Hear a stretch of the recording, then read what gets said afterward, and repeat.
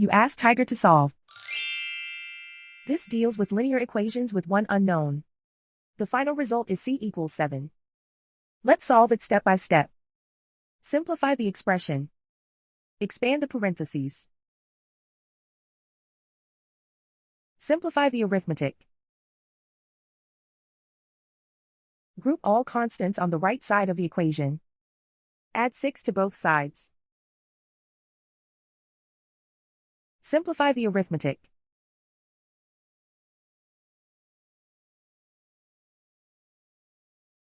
Isolate the c. Divide both sides by 3. Simplify the fraction. Find the greatest common factor of the numerator and denominator. Factor out and cancel the greatest common factor. And so the final result is c equals 7.